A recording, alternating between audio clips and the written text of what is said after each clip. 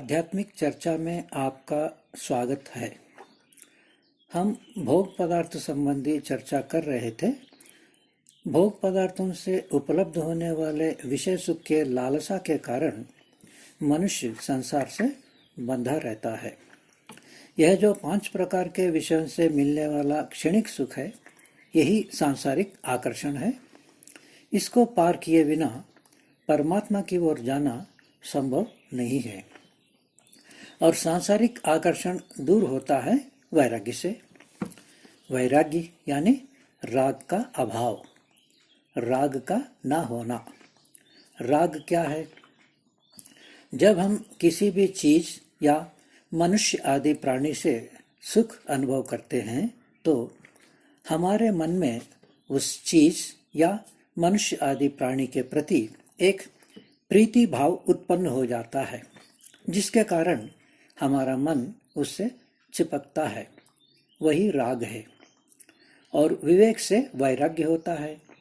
विवेक यानी संसार की यथार्थता को जानना। उदाहरण के लिए एक स्पर्श विषय का सुख पर विचार करते हैं। संसार में सबसे बड़ा आकर्षण है मनुष्य का शरीर। युवावस्था में पदार्पण करते ही स्त्री और पुरुष को परस्पर का शरीर कितना आकर्षित करता है, यह बात तो सब जानते ही हैं। अब इस आकर्षण से दूर होने के लिए इस प्रकार विवेक करना चाहिए कि जिस शरीर से मैं मोहित हो रहा हूँ, उस शरीर में क्या क्या है। रस, रक्त, मांस, चर्बी, हड्डी, मज्जा, वीर, यही तो है ना। इसके अलावा प्रतिदिन उस शरीर से क्या क्या बाहर निकलता है। सारे गंदगी ही तो निकलता है ना। मल मूत्र तो हर दिन निकलते ही हैं। इसके अलावा आंखों से, कानों से, नाक से, मुख से अलग अलग प्रकार की गंदगी निकलती रहती है। सारे शरीर से पसीना रूप में भी गंदगी ही निकलती रहती है। इस प्रकार शरीर से केवल गंदगी ही गंदगी निकलती रहती है। गंदगी का पुतला है शरीर। ऐसे गंदगी से भरे शरीर से प्रीति रखना, लगाव रखना कितना अज्ञान है। इस प्रकार बार बार विवेक करते रहने से शारीरिक आकर्षण से दूर हो सकते हैं। काम वासना एक नैसर्गिक आवेग है जो बिना किसी प्रयत्न के ही अपने आप युवावस्था आते ही प्रकट हो जाता है और मरने तक पीछा करता है। भले ही वृद्धावस्था में काम वासना को तृप्त करने का शारीरिक सामर्थ्य ना हो, फिर भी काम वासना तो रहेगा ही जब तक आध्यात्मिक मार्ग को अपनाकर जप, ध्यान आदि का अभ्यास करते हुए मन पर नियंत्रण नहीं करते हैं। जैसा कमजोर पाचन शक्ति के कारण भले ही स्वादिष्ट गरिष्ठ भोजन को पचाने का सामर्थ्य ना हो, फिर भी खाने की इच्छा तो बनी ही रहती है, वैसा ही काम वासना भी रहेगा ही। काम वासना पर विजय पाए बिना परमात्मा का दर्शन करना असंभव है। काम वासना पर विजय पाने के लिए हर प्रकार का संयम करना आवश्यक होता है। जैसा काम वासना को उद्दीप्त करने वाले गीत, कहानी आदि किसी भी प्रकार का शब्द नहीं सुनना, नृत्य आदि दृश्य नहीं देखना, स्त्री और पुरुष एक दूसरे का शारीरिक स्पर्श नहीं करना, कामुकता के विचार मन में ना उठे ऐसा हमेशा सजग रहना, राजसी भोजन को त्याग करना इत्यादि। काम वासना को जीतने में भोजन के परिवर्तन का बहुत बड़ा योगदान रहता है। यह बात मैंने अपने अनुभव में अच्छे प्रकार से देखा हूँ। आगे भोग पदार्थ की चर्चा में ही विस्तार से बताऊंगा। शास्त्रों के अध्ययन करने से बहुत पहले मैंने एक कहावत सुना था कि जैसा खाए अन्न वैसा बने मन। बाद में शास्त्रों के अध्ययन से यह पता चला कि अन्न से तो केवल पार्थिव शरीर ही बनता है और मृत्यु के समय नष्ट भी होता है। मन तो हमेशा जन्म जन्मांतरों में हमारे साथ ही रहता है।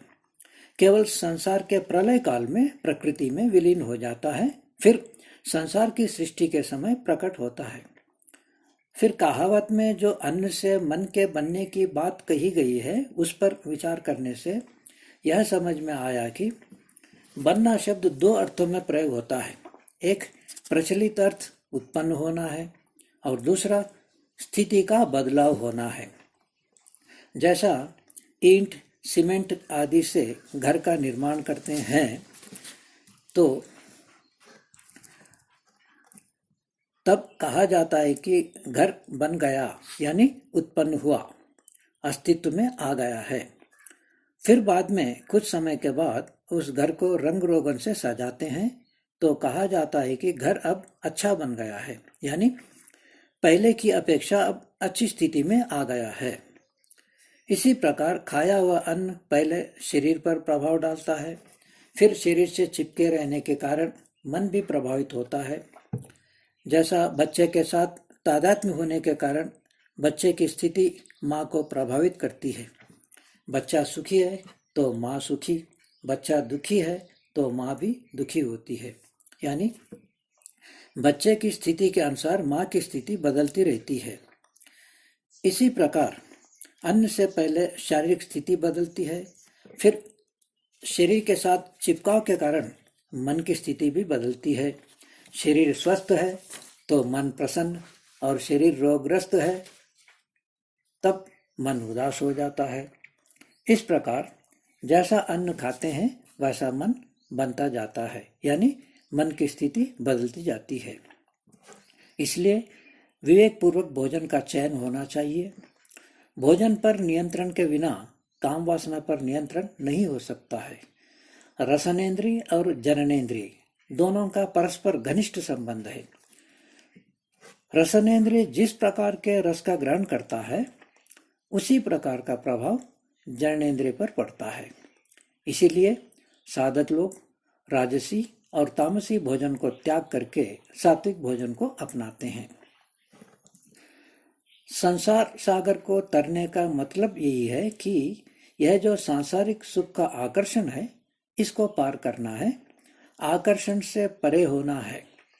जो लोग यह सोचते हैं कि पहले अपनी इच्छा अनुसार सारे भोगों को एक बार भोग लेंगे, फिर भोगों से तृप्त होकर भोगों को त्याग कर परमात्मा की प्राप्ति के लिए प्रयत्न करेंगे, ताकि ध्यान का अभ्यास करते समय बीच में सांसारिक आकर्षण बाधा ना बने। यह विचार तो मुफतलाल के विचार की तरह ही है। क्या आप मुफतलाल को जानते हैं? नहीं जानते हैं? कोई बात नहीं, मैं बता देता हूँ। यहीं पास के गांव का है मुफतलाल। बहुत धनवान है। गांव में 2 मंजिला मकान बनाया है और शहर में एक बड़ा दुकान चलाता है। दुकान पर मुफतलाल सस्ता दुकान ऐसा लिखा हुआ बड़ा साइन बोर्ड लगा रखा है, और कई लोग इसी ताक में रहते हैं कि कहीं सामान मुफ्त में मिल जाए या सस्ते में मिल जाए। ऐसे लोग इसके दुकान में झट से घुस जाते हैं। जब सामान खरीदते हैं तब उन्हें पता चलता है कि सामान कोई सस्ता नहीं है। पूछने पर मुफतलाल कहता है कि 50 लाख रुपए कीमत का दुकान मुझे 40 लाख में ही मिल गया है, यही बात लिखवाया हूँ। सस्ता सामान ऐसा तो नहीं लिखवाया हूँ। अब उसकी एक रोचक घटना सुनाता हूँ। वह एक बार शहर से अपना गांव जा रहा था। रास्ते में एक बड़ा तालाब पड़ता है। तालाब में पानी सूख गया था, कीचड़ था। बीच तालाब में एक 10 रुपये नोट दिखाई पड़ा मुफतलाल को। गिद्ध की दृष्टि है मुफतलाल की, चाहे कितने ही दूर पर भी कोई 1 रुपये का सिक्का भी रास्ते में पड़ा है तो उसे जरूर दिखाई पड़ती है। तालाब में 10 रुपये नोट को देखकर उसने मन में सोचा कि 10 रुपये तो मुफ्त में मिल जाएगा, भले ही कीचड़ में उतरने से शरीर कुछ गंदा हो जाए, कोई बात नहीं, बाद में पानी से धो लूंगा। ऐसा सोचकर उसने इधर उधर देखा और झट से कपड़ा उतारकर तालाब में उतर गया। नोट के पास पहुंचने से कुछ पहले ही कीचड़ में फंस गया। बाहर सूखा दिखता था और अंदर दलदल था। जैसा जैसा बाहर निकलने के लिए हाथ पैर मारता वैसा वैसा और अंदर ही धंसते चला जाता है। मात्र 10 रुपये के चक्कर में जान गंवाने की नौबत आ गई। बहुत पश्चाताप करने लगा। कोई बचा ले तो 10,000 रुपये दे दूंगा, ऐसा सोच रहा था। 10 रुपये का लोभ बहुत महंगा पड़ गया। चाहे कितना ही धन बटोरा गया हो, फिर भी और कुछ चाहिए, यह विचार तो रहेगा ही अंतिम सांस छोड़ने तक। ठीक इसी प्रकार क्षणिक सुख की लालच में भोगों में फंसना भी बाद में पश्चाताप का कारण बन जाता है। भोगों को भोगकर भोगों से बाहर निकलने का विचार भी विनाशकारी ही सिद्ध हो जाता है। जैसा जैसा भोगों को भोगते जाएंगे, वैसा वैसा भोगने की इच्छा बढ़ती जाएगी और भोगने की सामर्थ्य कम होते जाएगा। भोगों को हम क्या भोगते हैं, भोग ही हमें भोग लेते हैं, यानी रोगों के दलदल में फंसाकर भयानक कष्ट देते हुए अकाल मृत्यु का ग्रास बना देते हैं। सुख की खोज में भोगों में फंसकर अंत में दुखों के भंवर में डूब जाना होता है। अब इसी बात को सुंदर शब्दों में शास्त्रकार कैसे समझाते हैं वह सुनाता हूँ। न जातु कामः कामानाम् उपभोगेन शाम्यति हविषा कृष्णवर्त्मेव भूय एवाभिवर्धते। कामानाम उपभोगेन, भोगों को भोगने से ना जातु कामा शाम्यति, कभी भी भोगने की इच्छा समाप्त नहीं हो सकता है। हविषा कृष्णवर्त्मेव भूय एवाभिवर्धते, जैसा घी डालने से अग्नि बुझती नहीं है किंतु उल्टा और अधिक धधक उठता है, वैसा ही भोगने की इच्छा भी तीव्र हो जाती है। यानी भोगों के आकर्षण से छुटकारा पाने के लिए भोगों को भोगते जाएंगे तो भोगने की इच्छा और तीव्र होती जाएगी, न कि समाप्त होगी। अब यहाँ एक प्रश्न यह हो सकता है कि भोग पदार्थों को भोगना नहीं चाहिए क्या? इस विषय में एक सुंदर उदाहरण है। जैसा वीणा के तार अधिक ढीले हैं तो वीणा नहीं बजती है, और अधिक कसे हुए हैं तो भी वीणा नहीं बजती है। न अधिक ढीले हो न अधिक कसे हो, तभी वीणा से मधुर संगीत प्रकट हो जाता है। इसी प्रकार भोगों को न ही इच्छानुसार भोगना है, न ही सर्वथा त्याग देना है।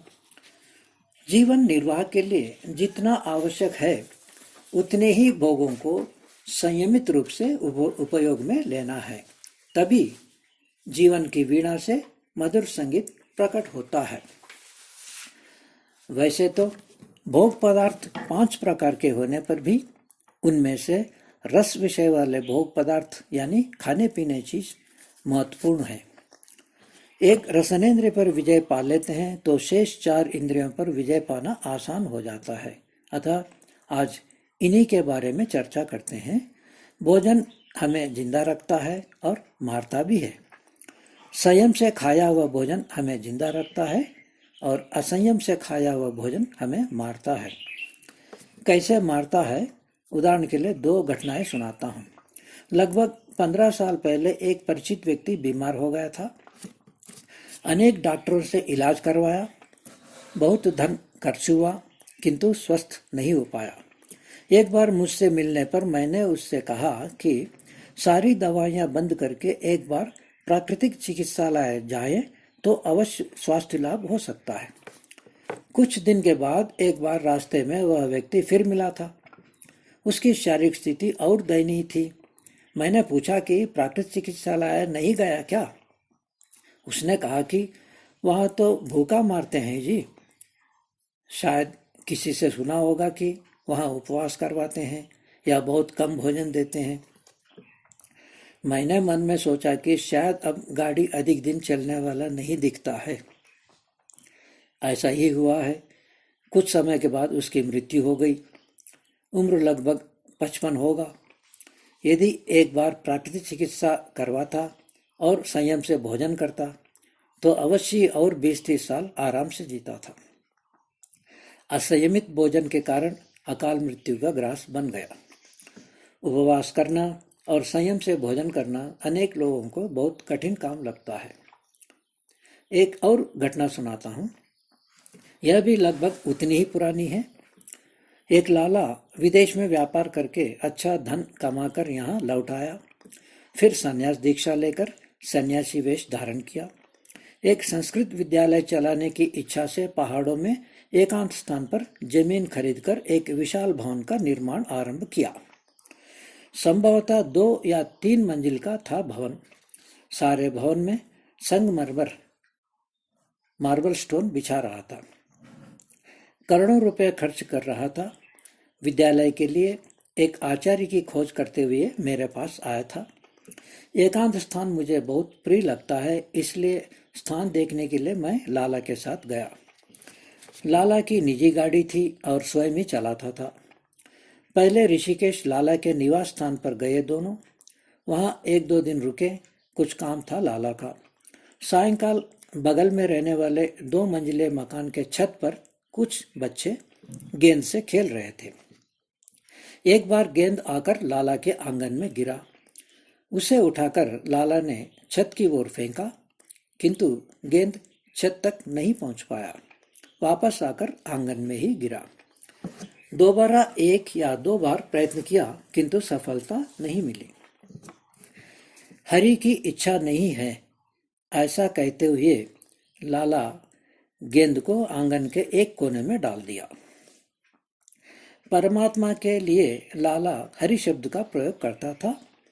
उसका मतलब था कि परमात्मा नहीं चाहता है कि गेंद वापस छत पर पहुंच जाए, इसलिए प्रयत्न करने पर भी गेंद छत पर नहीं पहुंच पाया है। परमात्मा की इच्छा है या नहीं देखता हूं कहकर मैंने गेंद को छत की ओर फेंका तो एक ही बार में गेंद छत पर पहुंच गया। मैंने लाला से कहा कि यदि परमात्मा की इच्छा नहीं है तो अब गेंद कैसे पहुंच गया है। लाला चुप रहा। लाला के जैसे ही अनेक अज्ञानी लोग यह कहते हैं कि परमात्मा की इच्छा के बिना एक पत्ता भी नहीं हिलता है, यानी जो कुछ हो रहा है वह सब कुछ परमात्मा की इच्छा से हो रहा है। यह तो अत्यंत मूर्खतापूर्ण बात है। दुष्ट प्रवृत्ति के लोग जितने प्रकार के दुराचार कर रहे हैं वह सब दुराचार परमात्मा की इच्छा से कर रहे हैं क्या? अनेक प्रकार के अज्ञान की बातें समाज में फैली हुई हैं। ठीक है, अब अपने विषय पर आते हैं। 1-2 दिन ऋषिकेश में रुककर फिर वहां से उस स्थान जाने के लिए रवाना हो गए जहां उसका भवन का निर्माण हो रहा था। वहां भी 1-2 दिन रुके हैं। 3-4 दिन साथ रहते रहते मैंने देखा कि लाला कई दवाइयाँ खाता था। बीमारी क्या था यह तो मैंने नहीं पूछा था। भोजन पर किसी प्रकार का कोई संयम नहीं था। जब मैंने उससे कहा कि स्वस्थ व्यक्ति को भी इस प्रकार का भोजन नहीं करना चाहिए ताकि रोगी ना हो जाए, और अस्वस्थ व्यक्ति को तो कभी भी भूल कर भी ऐसा भोजन नहीं करना चाहिए, तब लाला कहता है कि खाने वाला वही है और पचाने वाला भी वही है।